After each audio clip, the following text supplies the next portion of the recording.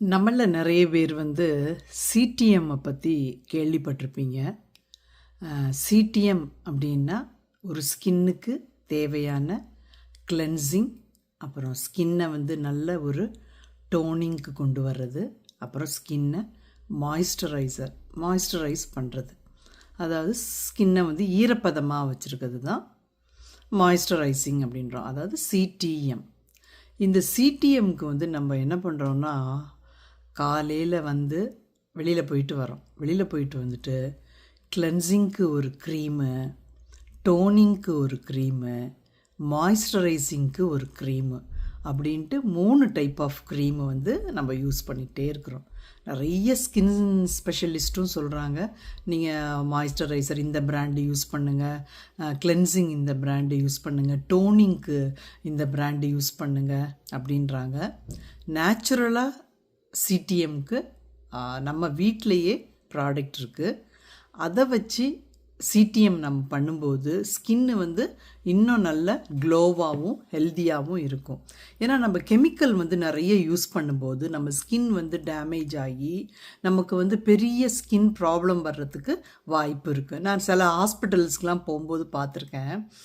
அந்த ஹாஸ்பிட்டலில் அவங்க ஸ்கின்னு பாதிக்கப்படும் போது லேடிஸ்க்கு, எஸ்பெஷலி லேடிஸ்க்கு அவங்களோட ஸ்கின் பாதிக்கப்பட்டு அவங்களோட உள் உறுப்புகளும் பாதிக்கப்படுறதுக்கு நிறைய வாய்ப்பு இருக்குது.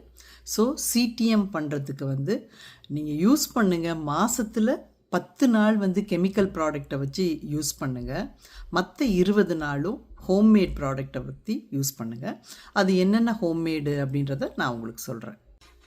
நம்ம நினச்சிக்கிறோம், நம்ம இந்த மாதிரி க்ரீம்ஸ் எல்லாம் யூஸ் பண்ணாதான் நம்ம ஸ்கின்னு நல்லா இருக்கும், ஹெல்த்தியாக இருக்கும். நிறைய பேர் என்ன பண்ணுவோம், நம்ம ஸ்கின் ரொம்ப டல்லாக இருக்கே, அவங்க ஸ்கின் ரொம்ப பிரைட்டாக இருக்கே, அவங்க அதெல்லாம் யூஸ் பண்ணி தான் இந்த நிலைமைக்கு அவங்களோட ஸ்கின்னை கொண்டு வந்திருக்கிறாங்க அப்படின்னு நம்ம நினச்சோன்னா அது ரொம்ப தப்பு. ஏன்னா இந்த கிளென்சிங், டோனிங், மாய்ஸ்சரைசிங்கில் ஏகப்பட்ட கெமிக்கல்ஸ் இருக்குது. சில ப்ராடக்டில் கெமிக்கல்ஸ் கிடையாது, சில ப்ராடக்ட்ஸில் ஏகப்பட்ட கெமிக்கல்ஸ் இருக்குது. நீங்கள் அதோட இன்க்ரீடியன்ட்ஸ் பின்னாடி எடுத்து படித்து பார்த்தீங்கன்னா நிறைய இன்க்ரீடியன்ட்ஸ் இருக்கும் எல்லா ப்ராடக்ட்டுக்கும் பின்னாடி.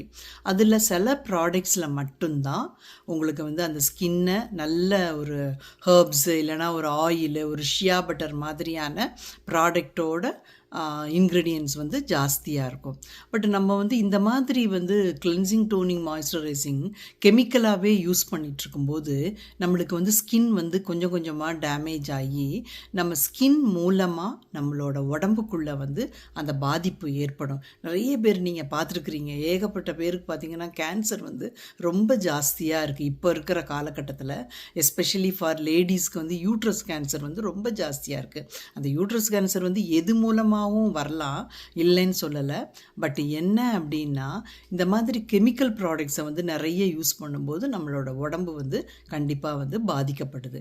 இப்போது இந்த ஸ்கின்ல நம்ம அப்ளை பண்ணுறதுக்கு ஒரு மாதத்தில் நீங்கள் எனக்கு இல்லைங்க, எனக்கு அந்த பொருள் இல்லாமல், அந்த பிராண்டு கிளென்சிங் இல்லாமல் என்னால் இருக்க முடியாது அப்படின்னு நினச்சிங்கன்னா மாதத்தில் 10 நாள் 15 நாள் யூஸ் பண்ணிக்கோங்க. மிச்சம் இருக்கிற ஒரு 10 நாளுக்கு நம்ம கிச்சன்லேயும் சரி, நம்ம வீட்டில் இருக்கிற ப்ராடக்டையும் யூஸ் பண்ணி நம்ம ஃபேஸை கிளென்ஸ் பண்ணி, மாய்ஸ்சர் பண்ணி, டோன் பண்ணிக்கலாம். நேச்சுரல் கிளென்சர் நிறைய இருக்குது. நேச்சுரல் கிளென்சர் அப்படின்னு பார்த்தீங்கன்னா மில்க் இருக்குது, கர்டு இருக்குது, அப்புறம் ஓட்ஸ் இருக்குது. ஓட்ஸை வாட்டரில் நல்லா மிக்ஸ் பண்ணிவிட்டு ஃபேஸ் ஃபுல்லாக நல்லா ரப் பண்ணிங்கன்னு வச்சுக்கோங்களேன், ஃபேஸ் நல்லா க்ளீன் ஆகும் உங்களுக்கு. நேச்சுரல் கிளென்சர் அப்படின்னு பார்த்தா அதே மாதிரி வெள்ளரிக்காவோட அந்த வாட்டர் ரொம்ப நல்லது. இதை தவிர டோனிங்க்கு நீங்கள் என்ன யூஸ் பண்ணலாம் அப்படின்னா லெமன் வித்து ஹனி யூஸ் பண்ணலாம். அதே மாதிரி கேரட்டோட ஜூஸு நம்ம மிக்ஸ் பண்ணி ஸ்கின்னுக்கு நம்ம அப்ளை பண்ணலாம். அதே மாதிரி ஸ்கின்னை மாய்ஸ்சரைசராக வைக்கிறதுக்கு ஹனி வித்து கேஸ்டர் ஆயில், நான் எப்போவுமே சொல்லிக்கிட்டே இருப்பேன், ஹனி வித்து கேஸ்டர் ஆயில் ரொம்ப நல்லது. ஸ்கின்னுக்கு கேஸ்டர் ஆயில் ரொம்ப நல்லது, மாய்ஸ்சராக அப்படியே வச்சுட்டே இருக்கும். எனக்கு நிறைய பேர் என்ன சொல்லுவாங்கன்னா, எனக்கு டைமே இல்லை அப்படி அப்படிம்பாங்க. இப்போ இந்த டைம் இல்லை அப்படின்றவங்க ஒரு நாள் ஈவினிங் வந்து இந்த மாதிரி பண்ணுங்கள். ஏன்னா ஈஸியாக நம்ம அப்ளை பண்ணிட்டு போயிடலாம். கெமிக்கல் இருக்கிற கிளென்சிங் மில்கை ஈஸியாக நம்ம அப்ளை பண்ணிக்கலாம். அது மாதிரி மாய்ஸ்சரையும் ஈஸியாக அப்ளை பண்ணிக்கலாம். இந்த நான் சொல்கிற இந்த குக்கும்பர் வாட்ரு, அப்புறம் நெரோலி ஆயில் வந்து எசென்ஷியல் ஆயில் நெரோலி ஆயில் இருக்குது. இதை தவிர ஜிரேனியம் ஆயில்னு இருக்குது. இதுவும் நம்மளோட ஸ்கின்னை வந்து நல்ல ஒரு மாய்ஸ்டராக வச்சுக்கிட்டே இருக்கும். அதே மாதிரி யோகட், அதை தயிர் தான் சொன்னேன், பாலும் அப்படி தான். ஸ்கின்ல வந்து நம்ம அப்ளை பண்ணும்போது வாரத்தில் 1 நாள் 2 நாள் அப்ளை பண்ணிக்கோங்க.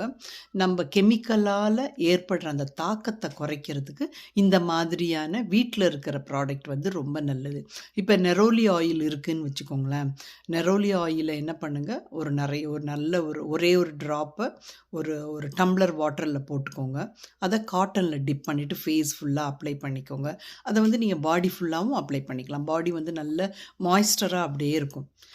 ஸ்கின் வந்து வறண்டு போகிறது தான் வந்து நமக்கு வந்து ஸ்கின்ல ஒரு மாதிரி பேச்சஸ் வர்றது, இதெல்லாம் காரணம். ஸ்கின் வந்து வறட்சி ஆகுது. இந்த வறட்சியை தவிர்க்கிறதுக்கு தான் நம்ம மாய்ஸ்சரைசிங் போடுறோம். So milk, curd, neroli oil, lemon, அதாவது அப்புறம் டீ ட்ரீ ஆயிலு, அப்புறம் டீ டிகாஷனு, எல்லாமே சாப்பிட்ற பொருளாகவே இருக்குல்ல. அப்புறம் பால் சொல்லியிருக்கிறேன், கர்டு சொல்லியிருக்கிறேன், ஓட்ஸு, இது எல்லாமே நம்மளோட ஸ்கின்னை வந்து மாய்ஸ்டராக வச்சுருக்கிறதுக்கு ரொம்ப உதவும். இதை யூஸ் பண்ணி பாருங்கள். கெமிக்கல் ஃப்ரீயாக இருக்கிற கிளென்சிங் டோனிங் மாய்ஸ்சரைசரை யூஸ் பண்ணுங்கள்.